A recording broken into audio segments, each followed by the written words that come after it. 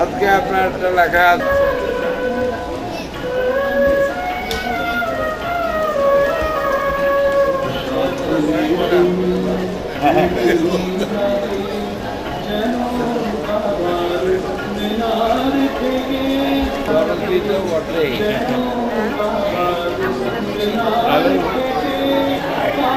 মায়ের বেটা পুরো বসে হয়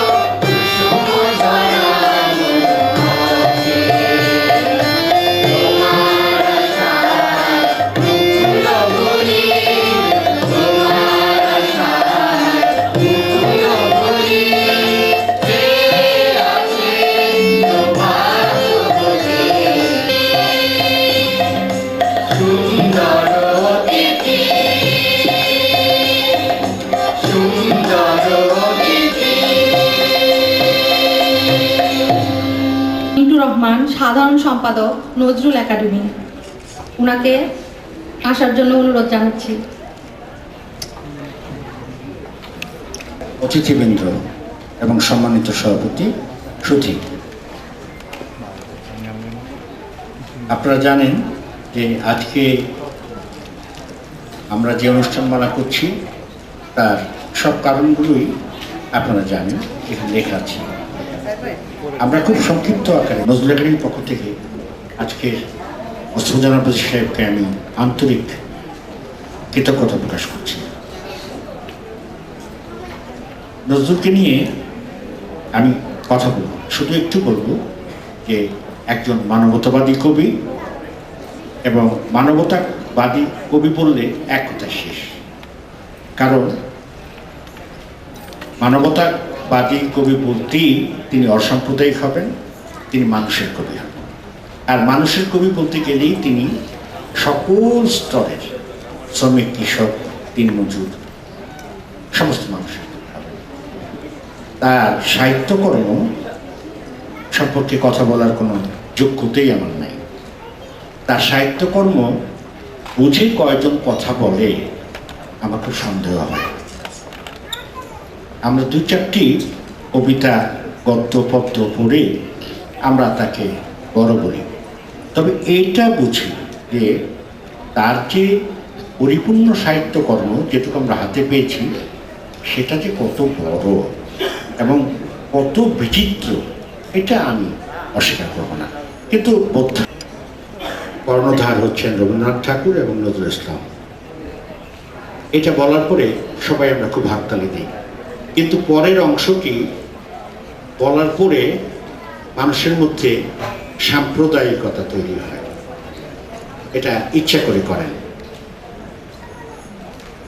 অনেক ধরনের লোকই বলে থাকেন রবীন্দ্রনাথের চেয়ে একটু ছোট কবি, মানে তাদের উদ্দেশ্য হলো যে নজরুলকে একটু ছোট করা।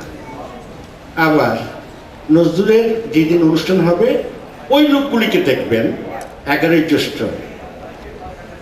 পৃথিবীর সর্বশ্রেষ্ঠ কবি, যে নজরুল হচ্ছেন পৃথিবীর সর্বশ্রেষ্ঠ কবি। এখন আমি একটা প্রশ্ন করি, মোস্তফা আব্বাসী আর খালিদ হোসেন সাহেব গান করেন, তার গান কিন্তু আপনারাও শোনেন, আমিও শুনি। আমি গান শুনি, আপনি গান শুনি বলেন যে আহারি আব্বাসী সাহেব কি সুন্দর গান করেন, খালিদ হোসেন সাহেব কি সুন্দর গান করেন, কিন্তু এর বাইরে একটা সমালোচনা করার খুব একটা সুযোগ আপনাদের থাকে না। কারণ আমি মিন্টুর রহমান যদি খালিদ হোসেন সাহেবের আর মোস্তফা আব্বাসীর সমালোচনা করি, তাহলে তো আমাকেও আপনারা ওইরকম যোগ্যতায় দেখতেন।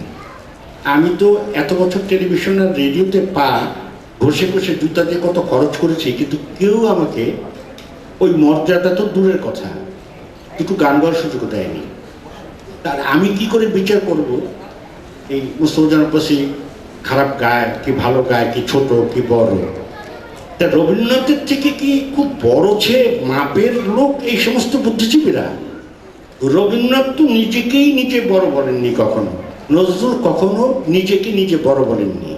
তাহলে যারা বলেন যে নজরুল ছোট রবীন্দ্রনাথ বড়, বা নজরুল বড় রবীন্দ্রনাথ ছোট, তারা তো একজন রবীন্দ্রনাথ হতে পারলেন না, তারা তো একজন নজরুল হতে পারলেন না।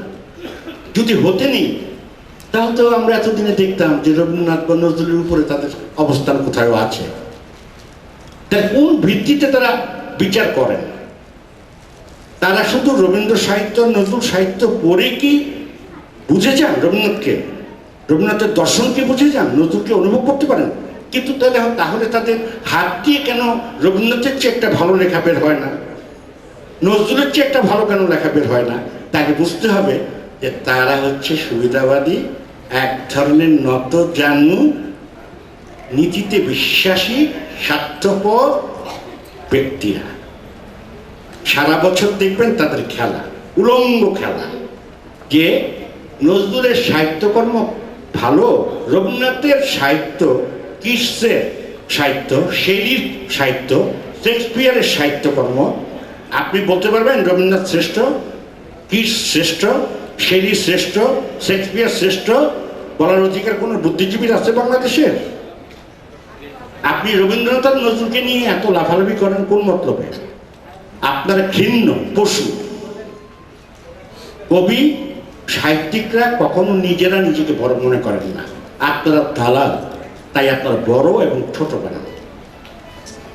নিজের একটা সাহিত্যকর্ম লেখার যোগ্যতা নাই, আপনি আরেকজনের সাহিত্যকর্ম বড় ছোট করার যোগ্যতা রাখেন। অর্থাৎ আপনি পদলেখী, সুবিধাবাদী, আপনি ভিন্ন দেশের দ্বারা পরিচালিত মানুষ।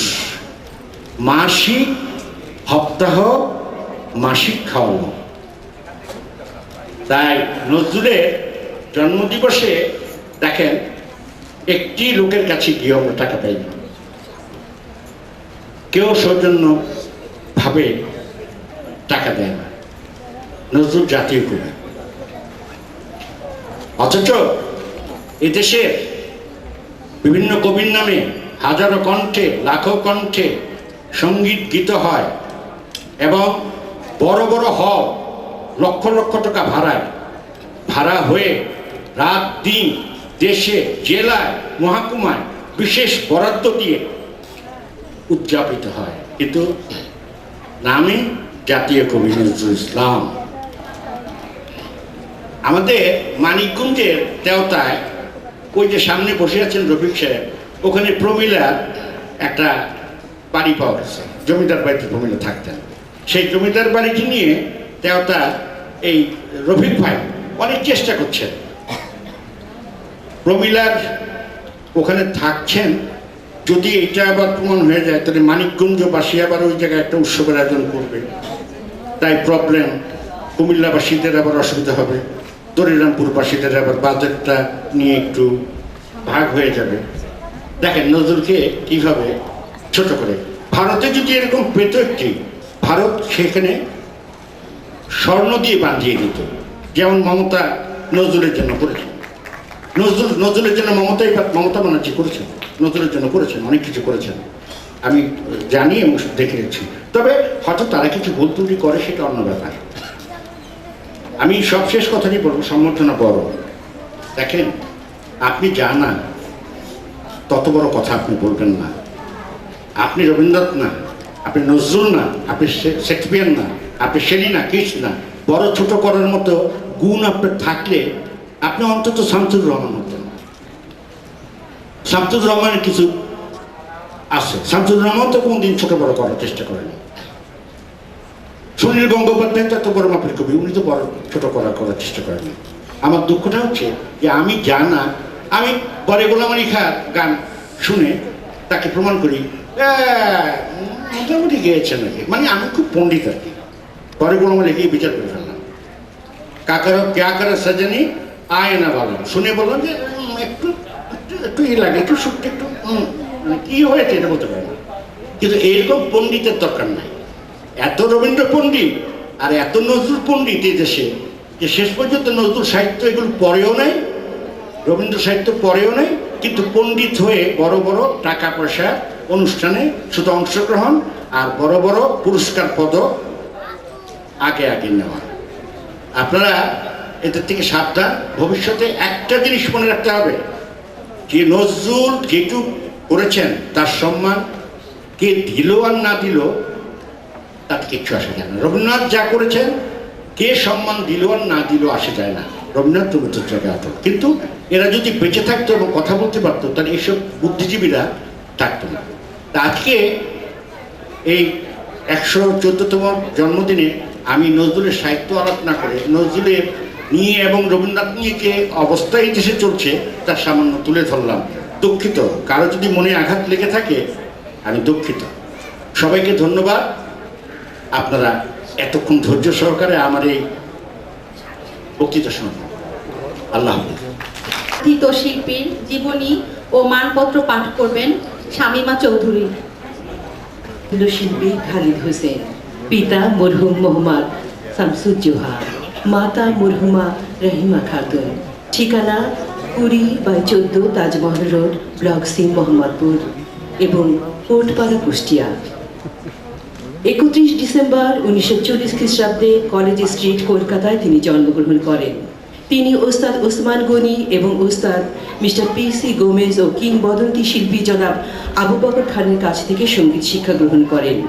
বেতার ও টেলিভিশনে প্রায় 5 দশক যাবৎ তিনি নজরুল সঙ্গীত শিল্পী ও সঙ্গীত পরিচালক হিসেবে অংশগ্রহণ করে আসছেন। দীর্ঘকাল যাবৎ নজরুল একাডেমি, হিন্দোল সঙ্গীত একাডেমি সহ বিভিন্ন শিক্ষা প্রতিষ্ঠানে নজরুল সঙ্গীত শিক্ষাদান করছেন। বর্তমানে তিনি নজরুল একাডেমির অধ্যক্ষ পদে দায়িত্ব পালন করছেন। পাশাপাশি বাংলাদেশ শিল্পকলা একাডেমি আয়োজিত সঙ্গীত শিক্ষক প্রশিক্ষণ কোর্স ও নজরুল ইনস্টিটিউট আয়োজিত কোর্স ও নজরুল সঙ্গীত প্রশিক্ষক হিসেবে দায়িত্ব পালন করে চলছেন।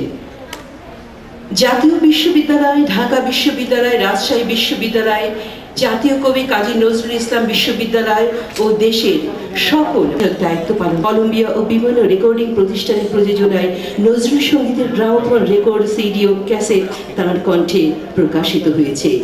ভক্তিমূলক গান, বিশেষ করে ইসলামী গান পরিবেশনায় এর নান্দনিক আবেদনের ক্ষেত্রে এক ভিন্নতর মাত্রা তিনি সৃষ্টি করতে পেরেছেন জনগণের হৃদয়ে। নজরুল সঙ্গীত পুনরুদ্ধার, পুনর্বাসন ও এর অবিকৃত রূপ প্রচারের সাধনায় দীর্ঘকাল ধরে নিজেকে নিয়োজিত রেখেছেন এবং নজরুল সঙ্গীত পরিবেশন ও সেমিনার উপলক্ষে স্বদেশের বিভিন্ন স্থান ছাড়াও তিনি ভারত, পাকিস্তান ও যুক্তরাজ্যের বিভিন্ন অনুষ্ঠানে অংশ নিয়েছেন। নজরুল সঙ্গীত সাধনা স্বীকৃতি হিসেবে তিনি 21 পদক, নজরুল ইনস্টিটিউট পদক, জানিক সম্মাননা লাভ করেছেন। তিনি সরকারি সঙ্গীত বিদ্যালয়ের উপাধ্যক্ষ ও নজরুল সঙ্গীত বিষয়ে বিভাগের প্রধান হিসেবে অবসর গ্রহণ করেছেন।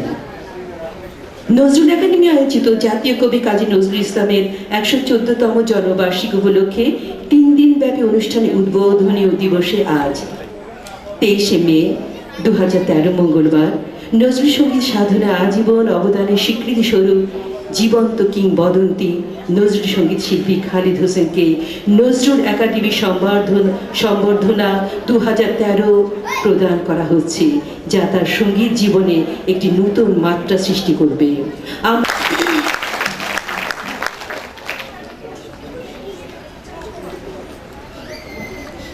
নজরুল একাডেমি আয়োজিত জাতীয় কবি কাজী নজরুল ইসলামের 114তম জন্মবার্ষিকী উদযাপন 2013 উপলক্ষে উপমহাদেশের জীবন্ত কিংবদন্তি নজরুল সঙ্গীত শিল্পী খালিদ হোসেন সংবর্ধনায় নিবেদিত শ্রদ্ধাঞ্জলি।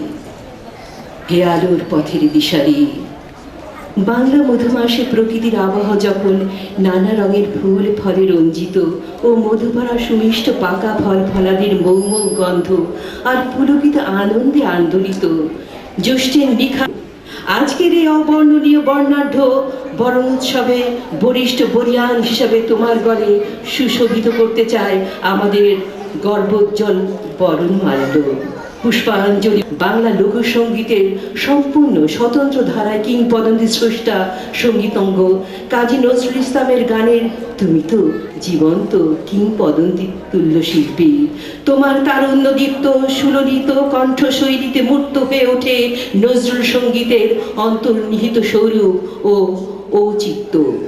শ্রোতাকুলে তোমার সুবচন ও শিল্পী সুলভ আচরণ, নজরুল সঙ্গীত পরিবেশনায় তোমার নান্দনিক ও শৈল্পিক দৃষ্টিভঙ্গি, সঙ্গীত সাধনা ও শিক্ষকতায় তোমার একাগ্রতা ও সুদীর্ঘ মনোবৃত্তি, আর সূর্য করজ্জ্বল সহ তোমার প্রকীর্তিত আদর্শ নৈতিকতা আমাদেরকে পিয়াসু শ্রোতার অব্যক্ত অতৃপ্ত বাসনায় সঞ্চারিত করে প্রাণ প্রদীপ নিয়ে যায় সুরমাধুর্যের স্বপ্নালোকে। তোমার স্বপার্জিত সাংকেতিক ঔচিত্য দৈব্যক্তিক নৈসর্গিকতা লাভ করুক নজরুল হিয়া আদর্শের উজ্জ্বলে। উজ্জ্বল আলোকচ্ছটার মতো প্রকৃতির বুকে প্রস্ফুটিত সূর্যমুখীর অনুপম অপরূপ কাব্যিক দৃশ্যের মতো, গধূলি লগ্নের অস্তাচলে অস্তমিত রবির রক্তিম আভার মতো, পূর্ণেন্দু ভরা রজনীর মনোরম স্নিগ্ধতার মতো নজরুলের দুর্বার দুর্নিবার দুর্গেয় বিদ্রোহী চেতনার প্রেরণাদীপ্ত আলোকোজ্জ্বল বর্ণালীর মতো তোমার আগমন আমাদের আজকের আয়োজনকে করেছে ফল্গু ধারার ন্যায় অবিরাম উৎসাহে উদ্ভাসিত মহিমান্বিত করেছে জ্যোতির্ময় আলোক ছটায়। আজকের এই মহোৎসবে তোমার পদচারণায় আমরা ধন্য কৃতজ্ঞ আবেগ আপ্লুত। বরণ মাল্যের পিনন বন্ধনে তোমাকে আবদ্ধ করার এই আনন্দ ঘন মুহূর্ত সার্থক সুন্দর ও সাবলীল হোক। আমাদের করপটে সঞ্চিত শ্রদ্ধার পুষ্পাঞ্জলি গ্রহণ করে কৃতজ্ঞতার পাশে আমাদেরকে আবদ্ধ করো। হে তরুণ, হে চিরতারুণ্যের মূর্ত প্রতীক, 21 পদক সহ বহু পুরস্কারে পুরস্কৃত তুমি, সমাদৃত সংবর্ধিত তুমি, অসীম চিরতারুণ্যের মূর্ত প্রতীক তুমি, সম আদর্শ ব্যক্তিত্ব তোমার অনন্য সৃজনশীল শিল্পী জীবনের সংস্পর্শে এসে প্রাণোচ্ছ্বাসে ভরে উঠেছে এদেশের বহুজনের শৈল্পিক দৃষ্টিভঙ্গি ও প্রকাশবোধ। নব অরুণোদয়ের রক্তিমা ভান্ডায় উদ্ভাসিত বাঙালির মনীষায় তুমি ভবিষ্যৎ স্বপ্নদ্রষ্টা।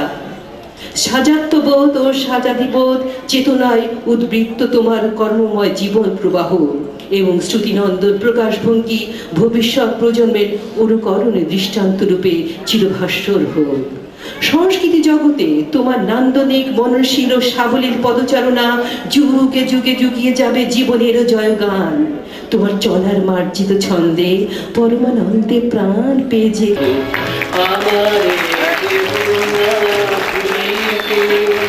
আমি চিরকাল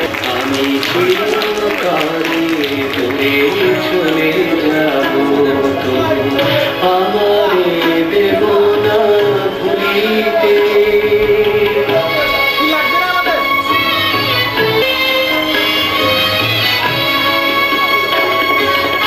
তোমার সুরের নেশায় যখন ঝিমাবে আকাশ,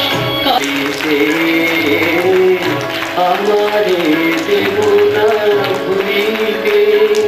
আমি চিরতরে দূরে চলে যাব, আমারে দেব না ভুলিতে।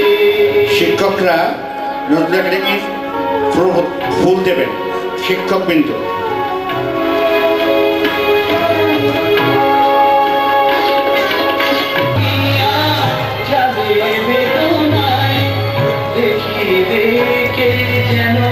এবারে আব্দুল আলমের পক্ষ থেকে জহির আলী ফুল দিয়ে শুভেচ্ছা জানাবেন।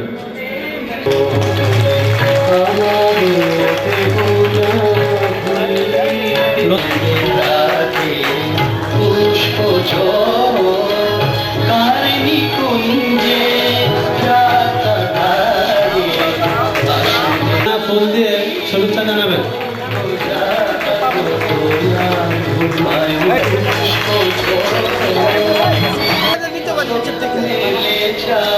শেষ বর্ষের রেবেকা সুলতানা ফুল দিয়ে শুভেচ্ছা জানাবেন।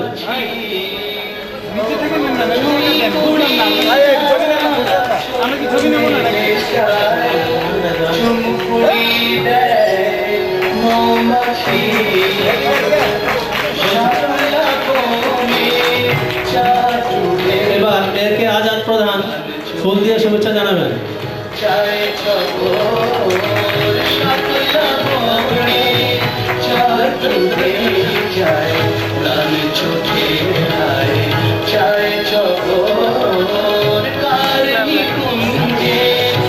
এবারে মাসুদা ফুল দিয়ে শুভেচ্ছা জানাবেন।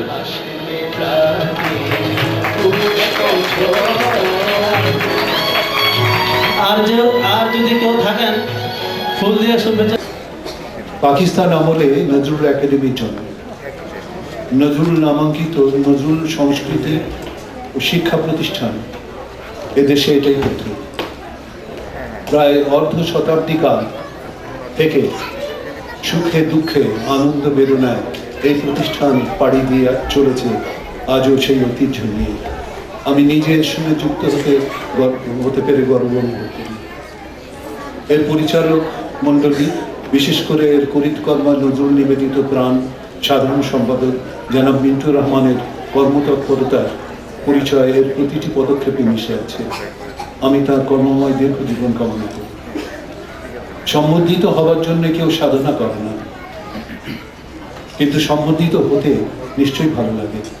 তাতে করে তার দায়িত্ববোধ অনেক বৃদ্ধি পায়, আর তৃপ্তিও বোধ হয় এই জন্যে যে তার কর্মকাণ্ড। একটি কথাই বিনীতভাবে নিবেদন করতে চাই যে কাজী নজরুলের এই বিশাল সঙ্গীত ভুবনে আমি একজন নগণ্য পথিক মাত্র।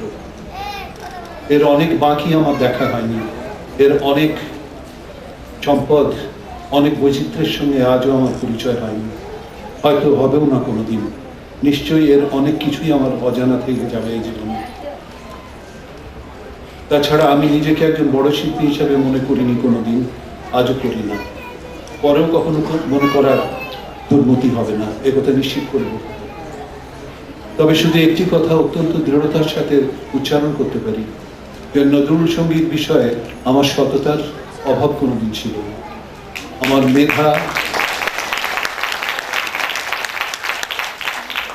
আমার মেধা, শিক্ষা, সাধ্য, সুযোগ ও রুচি অনুযায়ী চিরদিন এর চর্চা করে এসেছি। আর আমি নজরুল সঙ্গীত চর্চায় যে রীতি ও নীতিতে বিশ্বাস করি, আমারও আমি তা করে চলব বলে আশা রাখি। এরপরেও আমার সমস্ত দোষ গুণ নিয়েও যারা আমাকে ভালোবাসেন, আমার গান সহ্য করেন, আমার অশেষ কৃতজ্ঞতা তাদের প্রতি। পরিশেষে আবার আমি এই প্রতিষ্ঠানের সদস্যদের আন্তরিক মোবারকবাদ জানিয়ে আমার বক্তব্য শেষ করছি। আপনারা ভালো থাকুন। আল্লাহ হাফেজ। এবং আমার মনে হয় যে এই উপমহাদেশে কোনো মানুষ বোধহয় অস্বীকার করতে পারবে না আব্বাস উদ্দিন পরিবারকে। আব্বাস উদ্দিন পরিবার সারা জীবনের জন্য মানুষের হৃদয় দখল করে নিয়েছে। আমি সেই ঘরের সন্তান। এই বছরে 25শে মে 11ই জ্যৈষ্ঠতে ক্যানাডায় তিনি নজরুল পদকে ভূষিত হচ্ছেন। একাডেমি কখনোই ভুল করে না সঠিক সময়ে সঠিক কাজ করার জন্য। আব্বাসী ভাই সেদিন যখন গান করছিলেন, আমার মনে হচ্ছিল যে সেই কিংবদন্তি শিল্পীকে আমরা পেয়ে নজরুল একাডেমি আনন্দিত, এবং আরও সৌভাগ্যের ব্যাপার যে তিনি নজরুল একাডেমির সম্মানিত সদস্য এবং নির্বাহী কমিটির সদস্য হিসাবে এখনো আছেন। তাই বিনীত অনুরোধ যে আমৃত্যু তিনি আমাদের সঙ্গে থাকবেন, নজরুল একাডেমির সঙ্গে, এবং আজকে বিনীতভাবে অনুরোধ করছি তার মূল্যবান ভাষণ প্রদান করার জন্য। জনাব মোস্তফা জামান আব্বাস।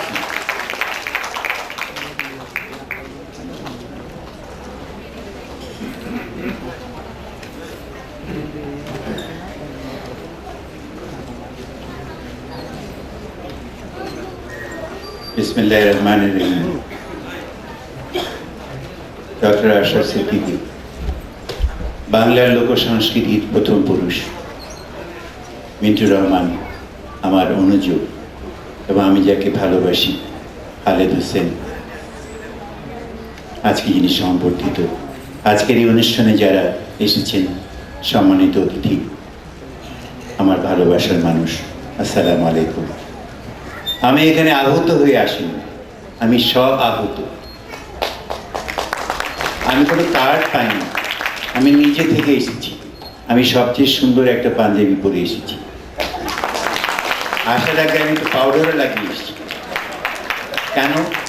কারণ আমরা যাকে এতদিন ধরে ভালোবেসে এসেছি, আমার একজন প্রাণের শিল্পী, মহৎ শিল্পী, মানুষ শিল্পী, আদর্শ শিল্পী, সেই শিল্পীকে দুনজর দেখার জন্য আমার ধারণা ছিল না যে এখানে আমাকে একটি অতিথি, প্রধান অতিথি যাই হোক, একটা মালা দেয়া হবে। যদি দেয়া হয়েও থাকে সেটা নিশ্চয়ই মিন্টু রহমানের কারসাজি। সে জানে যে আব্বাসি বে আসলে তাকে কিছু বলতে বলবো। আমি বলার জন্যে উদ্গ্রীব যে আজকে আমি একা এখানে আসিনি।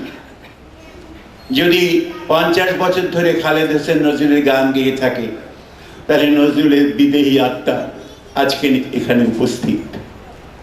যদি 50 বছর ধরে খালেদ হোসেন আমার আব্বার গাওয়া সেই ইসলামী গানগুলো গেয়ে থাকে, তাহলে আমার আব্বার বিদেহী আত্মা আজকে এখানে উপস্থিত।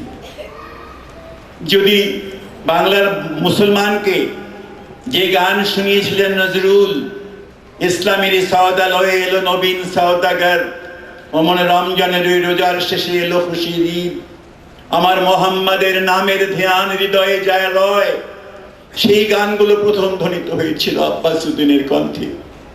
তারপরে আমরা যারা বেঁচে আছি এখনো, বেদার উদ্দিন আহমেদ, সোহরাব হোসেন, আব্দুল লতিফ, শেখ লুৎফর রহমান, নুরুদ্দিন আহমেদ, কার নাম বলবো না, মমতাজ আলী খান, ফেরদৌসী রহমান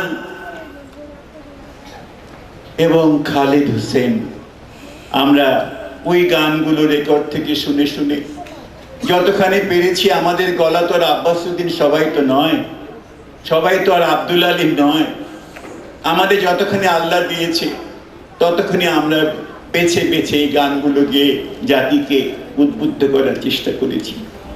আজ বাতাস অনুকূলে নয়, কিন্তু তখনও যখন নজরুল গান লিখেছিলেন তখনও বাতাস অনুকূলে ছিল না। সেই ব্রিটিশদের অত্যাচারের মধ্যে যখন তিনি গেয়েছিলেন, কারা রইল লৌহ কপাট, ভেঙে ফেল রক্ত জমাট, শিকল শিকল উঠ পাশানো সুখ বেঁধে, সেই গান তো তিনি গেয়েছিলেন এবং সেই গান করে আমরা স্বাধীন করেছিলাম দেশকে 1947-এ 15ই আগস্ট। আবার যখন আমাদের নিজেদের ভাইয়ে ভাই ঝগড়া হলো, যখন তারা আমাদের উপর অত্যাচার করলো, তখন আবার আমরা এই গানগুলোই দিয়েছিলাম। কিন্তু আমাদের মধ্যে প্রবাহিত যে, আমাদের শনিতে প্রবাহিত বাঙালি রক্তস্রোত, তার মধ্যে প্রবাহিত ইসলামের সেই রঙিন মশাল, সেটা আমরা কখনোই বিস্মৃত হব না।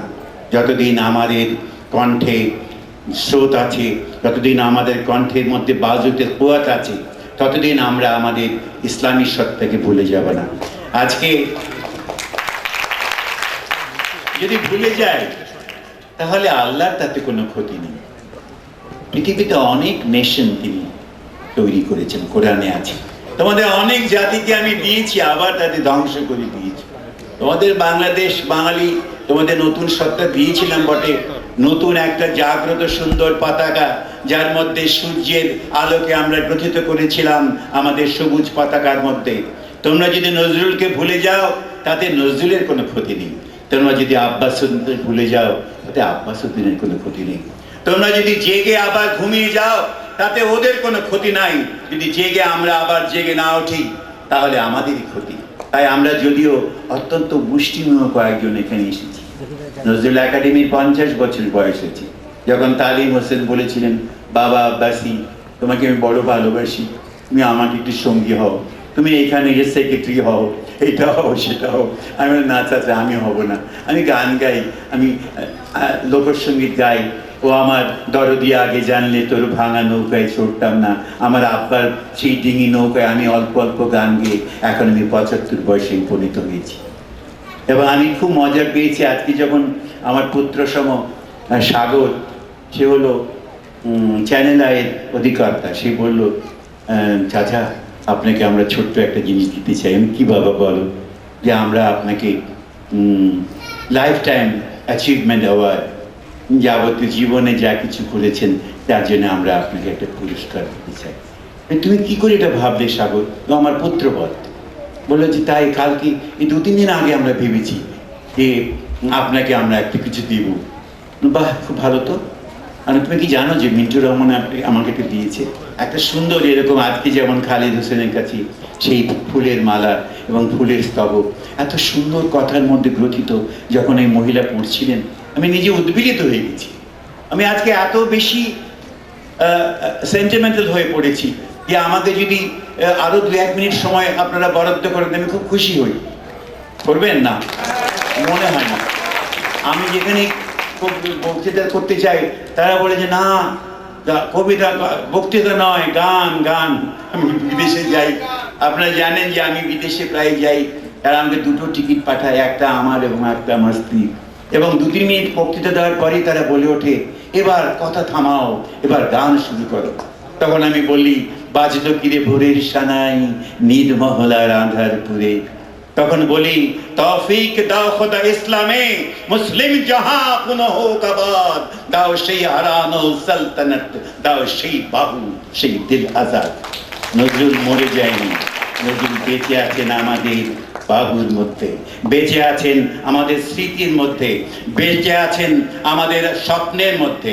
এবং নজরুল একাডেমি যতদিন বেঁচে আছি, যতদিন নজরুল আমি সদস্যরা বেঁচে আছি, তারা শুধু খালেদ হোসেনকে নয়, খালেদের পিছনে যে লক্ষ লক্ষ খালেদ নতুন শিল্পী গড়ে উঠছে।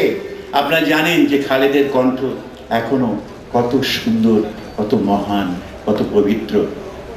শিল্পী আবু বকর খান বলে একজন শিল্পী ছিল, তার গান ছিল সেই যে চম্পা নদীর তীরে দেখা হবে যদি ফাগুন আসে গভীর। আমি তখন সেলিমুল্লাহ মুসলিম হলে প্রথম খালেদ হোসেনের গান শুনি। তরুণ একজন যুবক, এখনো তিনি যথেষ্ট তরুণ, সুন্দর অবয়ব, চোখে তার স্বপ্ন, নতুন দিনের শিল্পী হওয়ার স্বপ্ন।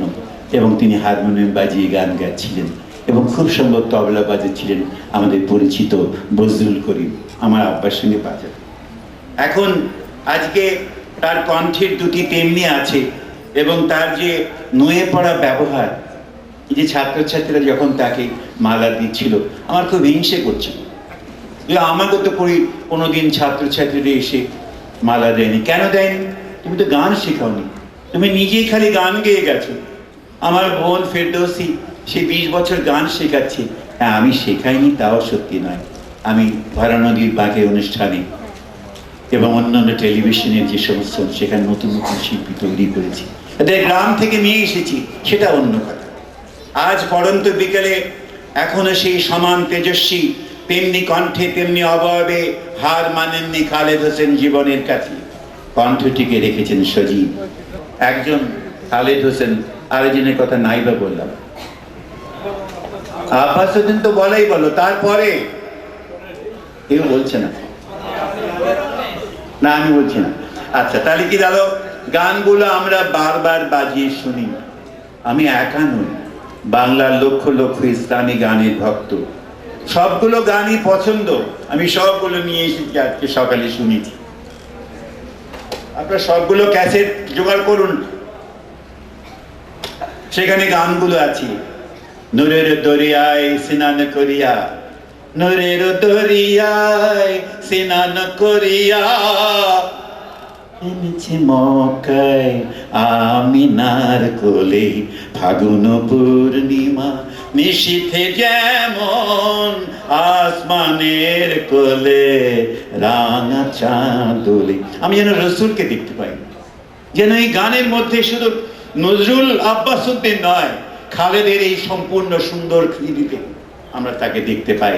যখন বলেন এই সুন্দর ফুল সুন্দর ফল মিঠা নদীর পানি, খোদা তোমার মেহেরবানি।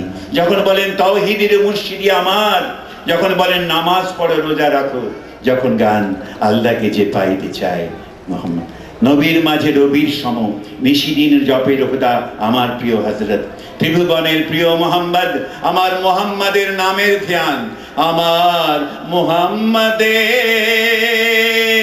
নামের ধ্যান, হৃদয়ে যার খোদার সাথে হয়েছে তার গোপন পরিচয়। আমরা একটা স্পিরিচুয়াল নেশন, আমরা এমনি নেশন নয়। We have a spirit of our own and we are very much in league with our prophet. এবং সেই গানগুলি গিয়েছিলেন নজরুল, গিয়েছিলেন আব্বাসুদ্দিন। এবং আজকে এই ক্যাসেটগুলোতে আমরা, খালেদের ক্যাসেটগুলোতে আমরা এই গানগুলোকে পুনরুজ্জীবন দেখতে পাই। তারপরে গিয়েছিলেন পাঠাও বেহেশত হতে হযরত, গিয়েছিলেন রোজ হাসরে আল্লাহ আমার করুণা বিচার, গিয়েছিলেন মরুর ধুলি উঠলো রেঙে, গিয়েছিলেন মোহাম্মদ মুস্তাফা সাল্লাল্লাহু আলা তুমি অনেক দিলে খোদা। গানগুলো সেই শুনে কেউ ক্লান্ত হয়েছে কি? হয়নি। এখনো যেখানেই যাই বলে আব্বাসি ভাই আমার খালি খালেদ হোসেনের গান শুনতে ইচ্ছে করে, তাকে কি আপনি চেনেন? আমি হ্যাঁ চিনি, সে আমার চেয়ে অল্প কয়েকদিনের ছোট, এগুলো পরে আর কেউ দেখে না, হয়তো 1-2 বছরের ছোট হবে, যদিও তাকে আমাকে 10 বছর ছোট লাগে, কারণ আমি দাড়ি রেখেছি তো, দাড়ি রাখলে অনেক সময় অনেক বড় লাগে। এবার খালেদ অক্লান্তভাবে গেয়ে চলেছেন আল্লাহ এই নামের কালাম, মরুর হাওয়া ব্যাকুল হয়ে তোমার প্যারা নবীজির নাম, তোমার করুণা লোভিতে তুমি তো শাহে মদিনা, দিন দুনিয়ার মালিক আল্লাহ, দে পানা দে ইয়া ইলাহি। আমার আব্বার গান, দে পানা দে ইয়া ইলাহি, দে পানা দে পানা দে। আব্দুল হালিম চৌধুরী, তার কথা আমরা ভুলে গেছি। আমার আব্বার পরে সবচেয়ে মিষ্টি কণ্ঠের অধিকারী ছিলেন আব্দুল হালিম চৌধুরী, আমার আব্বা নিজে বলে গেছে। এবং আব্দুল হালিম চৌধুরী যখন গান গাইতেন তখন আব্বা কাঁদতেন। আমি আব্বাকে বললাম, আব্বা তুমি কাঁদছো কেন? সে তুমি জানবে না, তোমার যখন বয়স হবে তখন তুমি বুঝবে আব্দুল হালিম চৌধুরী গান শুনে কেন কাঁদছি। আজকে পরিণত বয়সে আমার বলতে দ্বিধা নাই, যখন খালেদ হোসেনের গান বেজে ওঠে, কোনো পাড়ায় কোনো বেড়াতে গেছি সেখানে শুনছি আর তখন আমার চোখে পানি আসে। কারণ খালেদের গান শুধু শোনার জন্য না, এটা হৃদয় দিয়ে শুনতে হয়। তারপরে উনি গিয়েছেন হেজাজ থেকে হাজার স্মৃতি, দয়াল নবী রসুল আমার, লা ইলাহা ইল্লাল্লাহ, কারো মনে তুমি দিও না আঘাত। সবচেয়ে সুন্দর এই গানটি লিখেছিলেন কবি আজিজুর রহমান, কারো মনে তুমি দিও না আঘাত, সে আঘাত লাগে কাবার ঘরে, মানুষের তুমি যত করো ঘৃণা, খোদা জান তত দূরে সরে, কারো মনে তুমি দিও না আঘাত, সে আঘাত লাগি কাবার। আজিজুর রহমান সাহেব বসে আছেন, আমি বাইরে বসে বসে গানটা গাইছি, হারমোনিয়াম বাজি, এবং আজিজুর রহমান সাহেব এসে হাউ হাউ করে কেঁদে উঠলেন, বলে আব্বাস কি হে তুই গান আমি সহ্য করতে পারছি না। মানে কেন রে? আজ সহ্য করতে পারছি না। বলতে আর একটা আব্বাস এসছে এখানে, আমাকে প্রশংসা করছে যে আর একটা আব্বাস ওখানে বসে রয়েছে। আমরা 2 ভাই খালেদ হোসেন এবং আমি চলে যাওয়ার পরে সেই যে মমতা নিয়ে নবীর গানগুলো কে গাইবে ইনি আমার সংশয়। গান গাইলেই হবে না, সেই গানের মধ্যে থাকতে হবে ভালোবাসা, নবীর প্রতি প্রেম মোহাব্বত। তারপরে উনি গিয়েছেন খুব সুন্দর সুন্দর গান, বালাগাল্লাহ বিকামালি, বালাগাল্লাহ বিকামালিহি, কশফত দুজা বিজমালিহি, হাসুনাত জামিউ খিসালিহি। গলা কেমন আছে? এটা কেন বললাম? আমি খুব মজার লোক আসে। হ্যাঁ বলি, সেটা হলো যে দোয়ায় থাকে গলা ভালো, দোয়ায় থাকে শরীর ভালো। আজকে খালেদ হোসেনকে যে এত ইয়াং লাগে কারণটা কি? এই যে এত সুন্দর সুন্দর মেয়েরা তার ছাত্রী, আমার তো একটাও ছাত্রী নেই। এই যে মেয়েরা ঘিরে থাকে, এই যে এত ফুল দিয়ে গেল, কই আমাকে তো কোনোদিন ফুল দেয়নি। আমাকে তো এত সুন্দর পাঞ্জাবি, আমি মাঝে মাঝে দেখা হয় খালেদের সঙ্গে, খালেদ এই সুন্দর পাঞ্জাবি তোমাকে কে দিয়েছে? বলে আর তো ছাত্রী নেই, কি করে বুঝবেন? সব ছাত্রীরা এসে দিয়ে যায়। বলে বলেন কি? বলেন হ্যাঁ। তারপরে আর কি কি দেয় ভাই? বলে আরো আছে। যখন খেতে ইচ্ছে করে খুব ভালো ভালো জিনিস আমার বউকে বলি না, ওরা সব রেঁধে দিয়ে যায় ভালো ভালো। এই যে গোপন খবরগুলো, এগুলো আমি আজকে আপনাদের দিয়ে দিলাম। তারপরে আপনারা জানেন যে বাদশাহ তুমি দিন ও দুনিয়ার, আপনারা জানেন শুধু নজরুল নয়, আমার আব্বার বন্ধু কবি গোলাম মুস্তাফা, তিনি বিশ্বনবী লিখেছিলেন, বিশ্বখ্যাত বিশ্বনবী লেখক গোলাম মুস্তাফা, তিনি লিখেছেন বাদশাহ তুমি দিন ও দুনিয়ার। তারপরে হে খোদা দয় আমার, একদিন এসে আমার আব্বাকে বললেন, আব্বাস তোমার এত নাম, আমাকে কেউ চিনে না। বলেন কি কবি সাহেব, আপনাকে সবাই চিনে। মানে আমার খুব ইচ্ছা যে তোমার সঙ্গে একটা গান গাই। তখন দুজনে মিলে রেকর্ড কর, হে খোদা দয়া আমার, মনে তো গলা ভালো ছিল, খারাপ বলছি না। উনি ওই হয়ে তার সঙ্গে রেকর্ডটা, সেই রেকর্ডটা এখন আছে।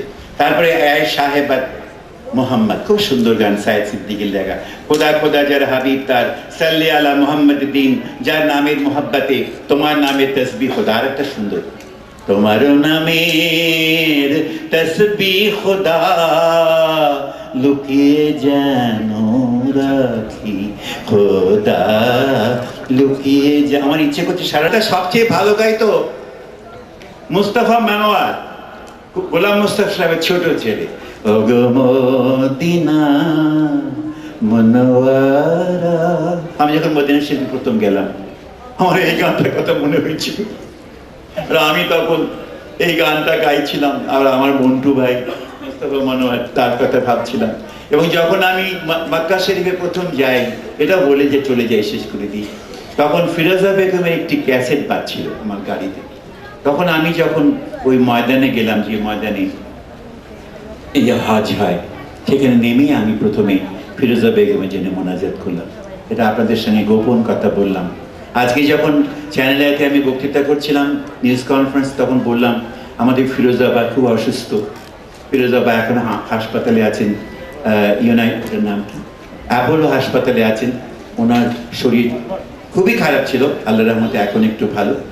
তো এই যে গানগুলো যেগুলো খালেদ গেয়েছেন, আরো অনেক গান, সে সময় লাগবে, দুঃখের দিনের দরদে মোর বিক্রম বিওয়ালা, নিখিলের চিরশ্রেষ্ঠ ওষুধ, নীরব কবি নাম দিয়ে নজরুল ইনস্টিটিউট থেকে ক্যাসেট বেরিয়েছে অনেকগুলো, আপনারা নিশ্চয়ই পেয়েছেন। তাতে খালেদ হোসেনের সুন্দর সুন্দর গান আছে। এছাড়া তার সবচেয়ে ইম্পর্টেন্ট গান যেগুলো আমি সংগ্রহ করেছি, সেগুলো হলো বক্ষে আমার কাবার ছবি, আসিছেন হাবিবে খোদা, আমি যদি আরব হতাম, দূর আরবের স্বপন দেখি, এ কোন মধুর শরাব দিলে আল আরবি সাকি, এই সুন্দর ফুল যাবি মদিনায় আয় তরা করি, খোদা এই গরিবের শোনো মোনাজাত, মসজিদের পাশে আমার কবর দিও ভাই। মোহাম্মদ বড় নয়ন নবী, মোহাম্মদ নাম যতই জপি, মরু সাহারা আজি মাতোয়ারা, সুদূর মক্কা মদিনার পথে। এই গানগুলো, এই হামগুলো ইউটিউবে রক্ষিত। আপনারা যারা ইউটিউব পছন্দ করেন তাদের তারা পাবেন। তার গাওয়া নজরুলের গজল রয়েছে অসংখ্য অসংখ্য, এবং তার যে দারাজ গলা, তার গলার মধ্যে যে সুন্দর সুন্দর কাজ, এবং তার মধ্যে যে মাধুর্য, এবং বিশেষ করে প্রেমাত্মক ভাব, যার মধ্যে প্রেম নেই সে গান বেশি দিন লোকে শুনবে না। যেমন আমার গানে প্রেম নেই, আমার কেউ শুনবে না। তার গান নূরজাহান নূরজাহান, এই গানটা শুনলেই যে প্রেমে পড়েনি সেই প্রেমে পড়তে পারে। আবার কার নিকুঞ্জে রাত কাটায়, এই গানটিও আমি কয়েকবার শুনেছি। খালেদ হোসেনের গানে পরিপূর্ণ সংকলন সিডিতে পাওয়া খুবই প্রয়োজন, এটা আমার শেষ কথা। আমার মতে তার 10টি সিডি বের হওয়া দরকার, যেখানে তার গাওয়া সবচেয়ে ভালো গানগুলো স্থান পাবে। আমার মুখ্য কথা, কাল বিলম্ব না করে তৈরি করা উচিত সংস্কৃতি মন্ত্রণালয়ের উদ্যোগে এই সিডিগুলো, কারণ তার মতন প্রথম শ্রেণীর শিল্পী আর খুব বেশি নেই। যদি এই কাজ করতে তাদের অনীহা ঘটে, তাহলে এই মন্ত্রণালয় বন্ধ করা যেতে পারে।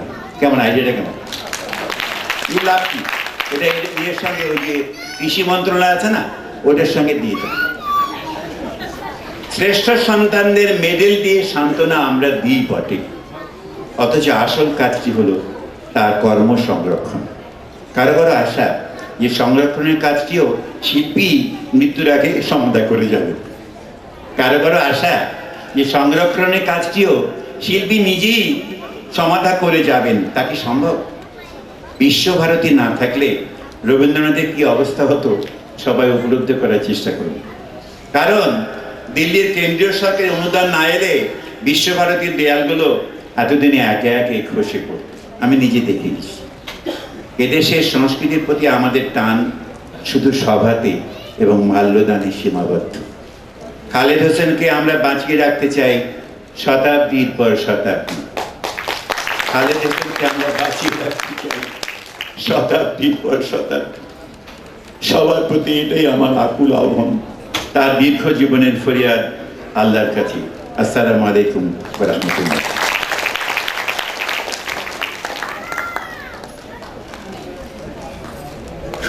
আসসালামু আলাইকুম। সমবেত সুধীমণ্ডলী, আজকের সভার সভাপতি সর্বজন শ্রদ্ধেয় লোকবিজ্ঞানী, কবি, সাহিত্যিক ডক্টর আশরাফ সিদ্দিকী, উপস্থিত সুধীমণ্ডলী, আজকে আপনারা যে বক্তব্য শুনেছেন আমাদের শ্রদ্ধেয় ব্যক্তিদের, তারপরে আমার বলার তেমন কিছু থাকে না। এই জন্য আমাকে সংক্ষিপ্ত করেই বলতে হবে। শেক্সপিয়ারের একটা কথা প্রায় মনে হয় যে সেই দর্শনটুকুই যদি বাংলাদেশে সামগ্রিক সাধারণ মানুষের জন্য, কিন্তু নোবেল প্রাইজের প্রয়োজন নেই। সাম্রাজ্যবাদীদের দেওয়া নোবেল প্রাইজের কোনো প্রয়োজন নেই। নজরুল ইসলাম সমস্ত মানুষের কাছে নোবেল প্রাইজ পেয়েছেন, নোবেল প্রাইজ পেয়েছেন, নোবেল নোবেল মহৎ প্রাইজ, মহৎ পুরস্কার। নজরুল ইসলাম যে কথা বলেছেন সেই সাম্যবাদী কবিতা ছত্রগুলি যদি প্রত্যেকে পড়েন এবং সেটা আমাদের সাংসারিক জীবনে, আমাদের রাষ্ট্রীয় জীবনে যদি ব্যবহৃত হতো তাহলে কোনো সমস্যাই থাকে না। কিন্তু সেখানে তার মূলে রয়েছে ইসলামী দর্শন, ইসলামী সমাজ ব্যবস্থার একটা রূপরেখা। আজকে মোস্তফা জামাল আব্বাসী যে গানগুলো ব্যক্ত করে গেলেন তার মধ্যে অনেক দর্শন লুকিয়ে রয়েছে। এবং এই মহান শিল্পী আব্বাস উদ্দিন নজরুলের সাহচর্যে যদি না আসতেন আজকে হয়তো আমরা শুধু শ্যামা সঙ্গীতই শুনতাম,